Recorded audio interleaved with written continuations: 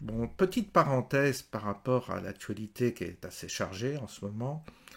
Euh, on a le pape qui a vraiment le sens des priorités, hein. Dans la conjoncture où on est, vous avez des milliers de soldats qui se font tuer sur le front russo-ukrainien. Vous avez des otages actuellement qui sont prisonniers par le Hamas. Vous avez une guerre qui est en train de se faire aussi sur le front israélo-palestinien.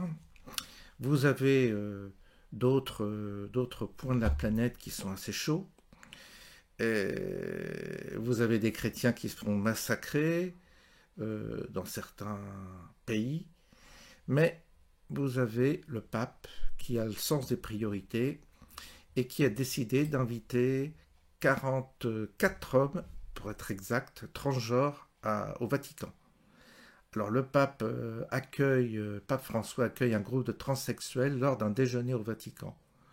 Beaucoup d'entre elles sont des migrantes latino-américaines et travaillent comme prostituées selon l'AFP. Donc évidemment, la ficelle est grosse, ça s'adresse à tous les fameux moralisateurs qui viendraient reprocher au pape d'accueillir des êtres humains qui ne conviennent pas à la société convenable, moralisante. On voit bien que la ficelle est grosse, il s'agit d'une provocation, bien entendu, de la part du pape, et à ceux qui lui reprocheraient d'accueillir ces personnels, il dirait, mais le Jésus, on lui a fait le même reproche quand il mangeait, quand il partageait des repas ou un repas avec les prostituées. Donc, évidemment, il s'amuse. Il s'amuse et il s'amuse dans un contexte où on ne devrait pas s'amuser. C'est un pape iconoclaste, c'est un pape volontiers provocateur qui veut secouer justement, soi-disant, l'hypocrisie des pharisiens, l'hypocrisie du monde occidental.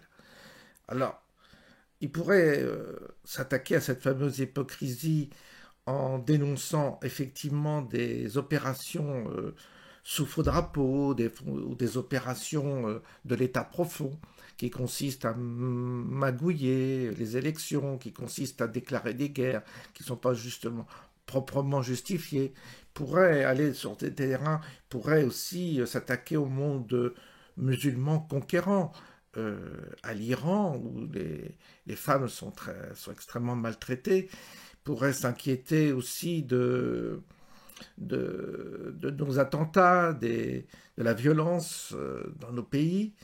Mais non, il décide de provoquer le citoyen lambda qui est un peu déboussolé, je dirais, un peu déboussolé par le progressisme, déboussolé par le monde tel qu'il est, à propos de la déstructuration de nos valeurs, évidemment.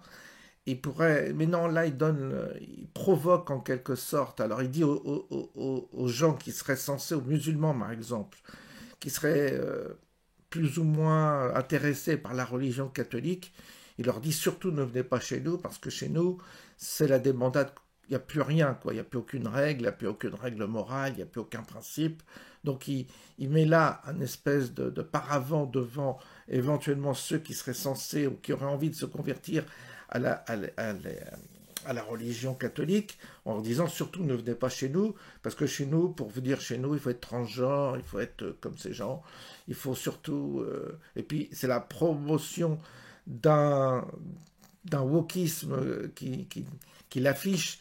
Donc à travers le wokisme, on voit bien que derrière, il y a tout un message. Et en fait, ce pape est un repoussoir pour les gens qui seraient censés quitter leur religion pour justement se convertir à une autre religion. C'est extraordinaire ce à quoi on assiste en ce moment. On est vraiment face à un truc de dinguerie totale. Et je vous invite à regarder cette petite vidéo qui illustre mon propos. Hello. Ay, no, vos te la querés comer hasta el ¿no?